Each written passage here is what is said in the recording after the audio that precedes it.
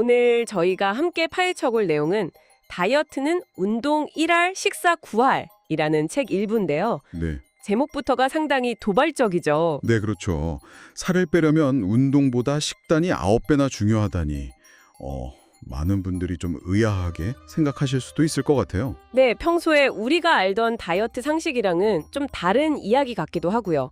왜 운동만으로는 부족하고 식단이 핵심이다 이렇게까지 강조하는지 그 근거들을 좀 자세히 들여다보겠습니다. 맞습니다.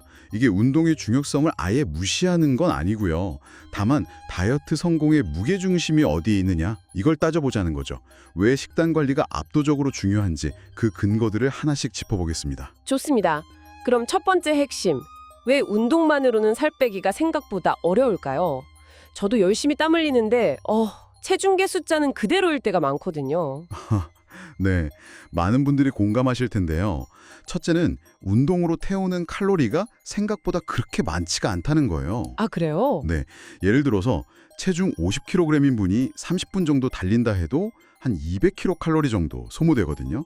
근데 이게 뭐 빵 한 조각, 음료수 한 캔이면 금방 다시 채워지는 수준이죠. 하긴 그러네요. 운동하고 나서 이 정도는 먹어도 되겠지 하는 생각도 들고요. 바로 그겁니다. 둘째로 운동 강도가 높아지면 식욕이 더 강해져서 오히려 더 많이 먹게 될 수도 있다는 점. 그 보상 심리가 작용하는 거죠. 운동했으니까 괜찮아 하면서요. 네. 그리고 또 많이들 이야기하는 게 근육 늘리면 기초대사량 높아져서 살 잘 빠진다 이거잖아요. 네, 맞아요. 헬스장 가면 늘 듣는 얘기죠. 근데 이 자료에서는 그 부분도 좀 다르게 봐요. 실제 우리 몸 기초대사량의 대부분, 한 80%는 간이나 뇌, 심장 같은 내장 기관이 쓰고 근육이 쓰는 건 한 18% 정도밖에 안 된다는 연구 결과를 들더라고요. 아, 정말요? 근육 비중이 그렇게 낮아요? 네, 그래서 힘들게 근육 1kg 늘려봤자 하루 기초대사량 증가는 수십 킬로칼로리 정도라는 거예요. 다이어트 전체로 봤을 때는 효율이 좀 떨어진다는 분석이죠. 그렇군요. 그럼 단순히 칼로리 계산하는 것보다 뭘 먹느냐, 즉 음식의 질이 훨씬 중요하다는 쪽으로 얘기가 흘러가네요. 정확합니다. 그래서 두 번째 핵심이 바로 그건데요. 칼로리보다 무엇을 먹는지가 중요하다는 거죠. 특히 정제된 탄수화물, 그러니까 흰빵, 면, 과자 이런 것들이요. 그런 것들은 혈당을 빨리 올린다고 하죠? 네, 혈당을 급격하게 올리면 인슐린이 막 분비되면서 지방 축적이 쉬워지거든요. 그래서 GI 지수 낮은 걸 먹어라 이런 얘기도 있지만 사실 GI 지수 자체의 함정도 좀 있어요. 함정이요? 어떤? 예를 들어 액상과당 많은 음료수는 측정 방식 때문에 GI 지수 자체는 낮게 나올 수 있어도 실제로는 흡수가 엄청 빨라서 혈당을 확 올리거든요. 그럼 지수만 믿을 건 아니네요. 그렇죠. 진짜 피해야 할 건 정제된 당, 그리고 액상과당 이걸 강조하고요. 또 가공식품 문제도 심각하게 봐요. 정크푸드 말씀이시죠? 네, 트랜스 지방이나 첨가물 많은 음식들은 영양가는 없고 칼로리만 높잖아요. 게다가 이게 최종 당화산물 AGES라고 노화를 촉진하는 물질 생성도 늘린다는 거예요. 최종 당화산물이요? 좀 생소한데요. 네, 이게 몸에 쌓이면 염증 반응 일으키고 세포 노화를 막 빠르게 진행시킨다고 알려져 있거든요. 심각하네요.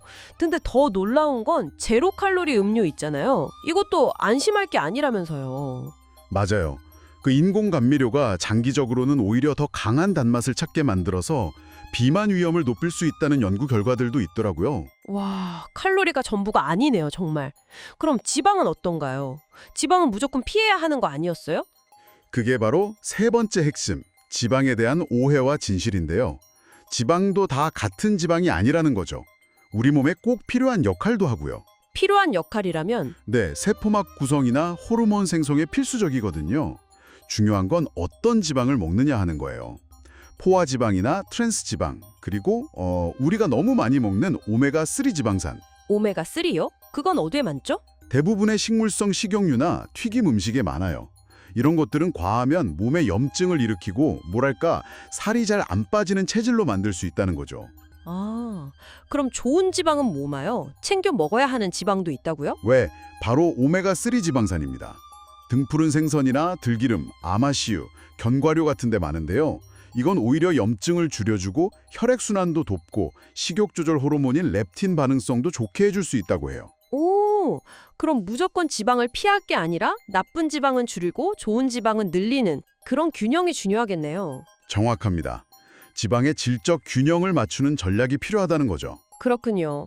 자, 그럼 이제 마지막 핵심으로 넘어가 보죠. 결국 어떻게 먹는가가 관건인데 이 자료가 제시하는 구체적인 식단 방향은 뭔가요? 네 번째 핵심은 영양 밀도를 높이는 식단입니다. NC 비율이라고도 하는데요.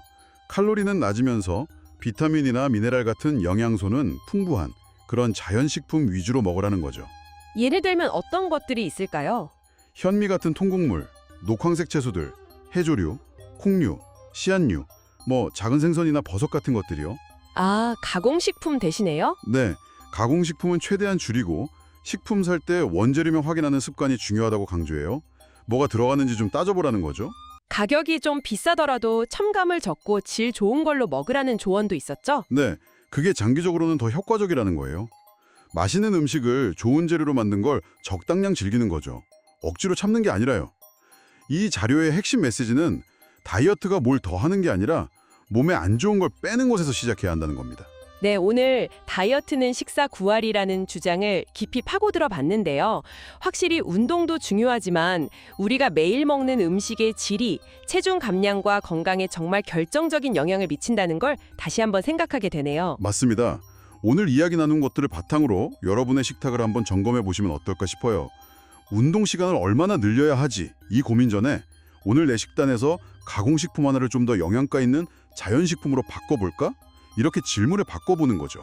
네, 그 작은 변화가 생각보다 큰 긍정적인 결과로 이어질 수 있겠네요. 오늘 말씀 감사합니다. 네, 감사합니다.